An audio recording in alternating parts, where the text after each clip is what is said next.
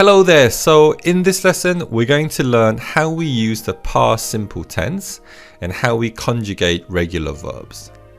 Let's first look at some sentences in the past simple tense. I walked to school yesterday. She finished the homework. We played video games. Now, we use the past simple tense to talk about events that happened in the past. And we can use past time expressions to say when that past event was. Also, in past simple tenses, we don't change verbs into different forms for different subjects. The past form of verbs is the same for all subjects.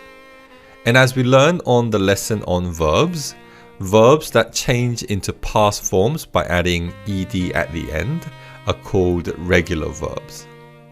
Now, most regular verbs can change into their past forms by simply adding ed at the end.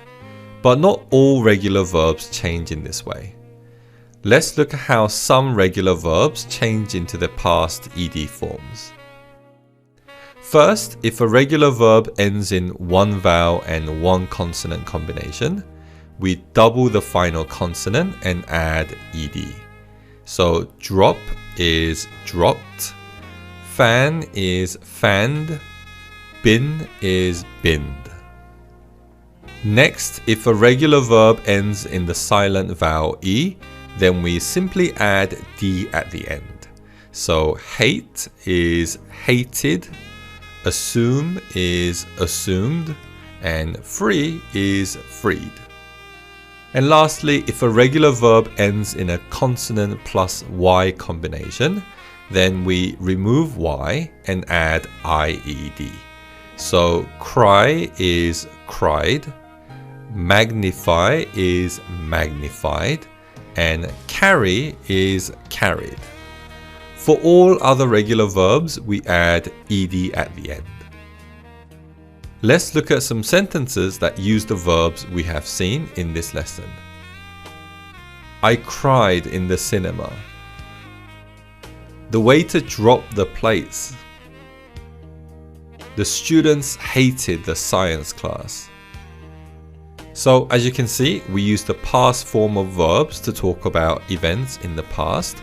And for both singular and plural subjects, we use the same past form of verbs. Okay, so in this lesson, we learned about the past simple tense and how to change regular verbs into past ed forms. In the next lesson, we'll learn very useful pronunciation rules for verbs that end in ed. See you then. Bye-bye. Hello there. So in this lesson, we're going to learn about irregular verbs and how they change into past forms. And then we'll also learn how to form negative sentences in the past tense. Now, irregular verbs are called irregular as they do not follow a pattern of conjugation. Let's first look at some examples of irregular verbs in their past forms.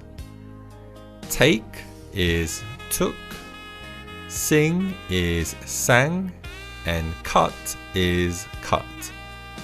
The past form of take is took, and we can try to find a pattern in other irregular verbs that also end in ake, such as make and wake. But the past form of these verbs are made and woke, so it's hard to apply a rule of pattern for these verbs.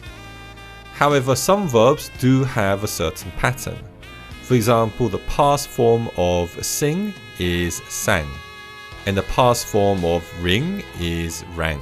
So there are some irregular verbs that follow a similar pattern. There are also some verbs like cut, which are the same in the present and the past form. Other examples include put, cost, and shut, which are put, cost, and shut in the past tense. Some verbs, however, are spelled the same way but read differently. And a good example of this is the verb to read, which is spelt in the same way but is read and not read. Patterns in irregular verbs are often very inconsistent, so you should always check an irregular verb's past form if you're not sure. An easy way of doing this is if you type verbs in online dictionaries like Cambridge, as it will show you all the different verb forms on their website.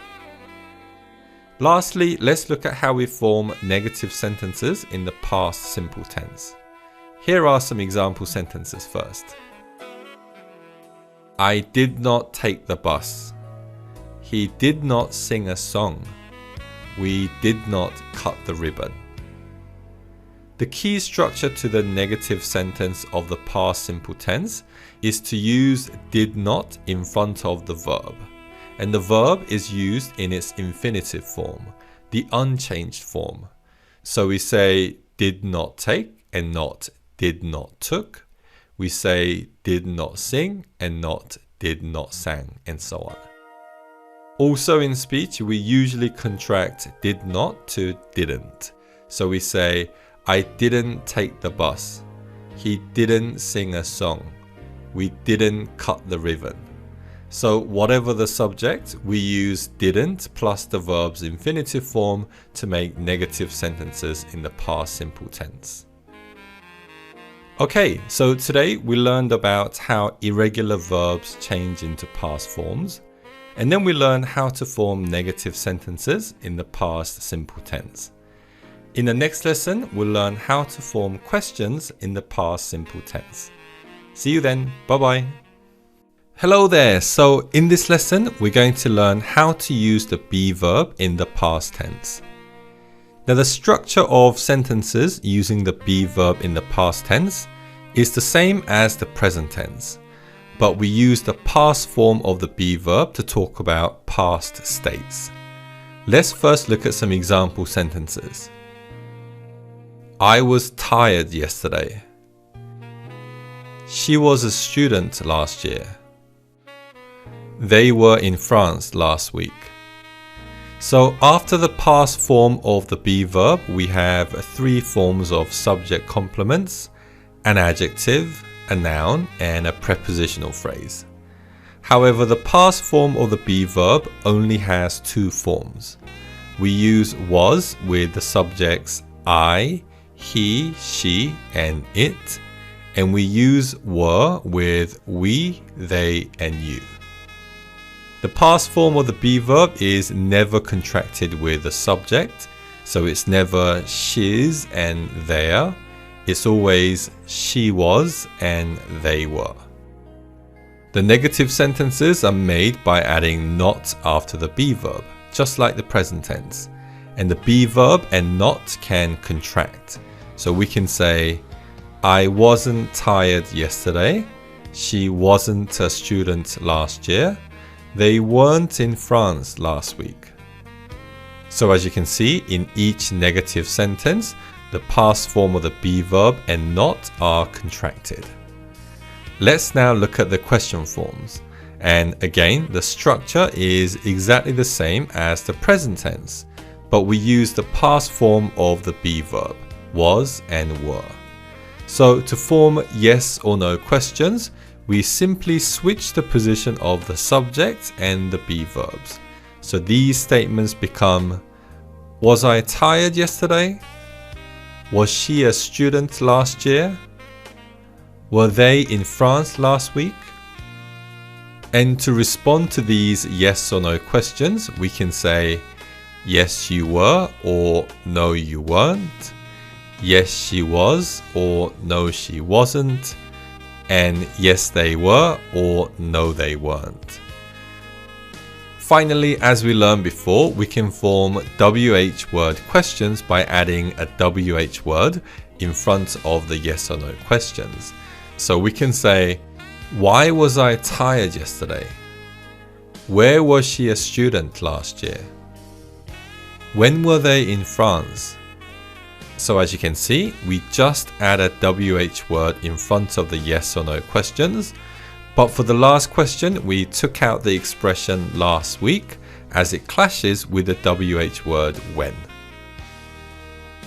Okay, so that's it for today. And in today's lesson, we learned how to use the past form of the be verb, was and were, in positive, negative, and question statements.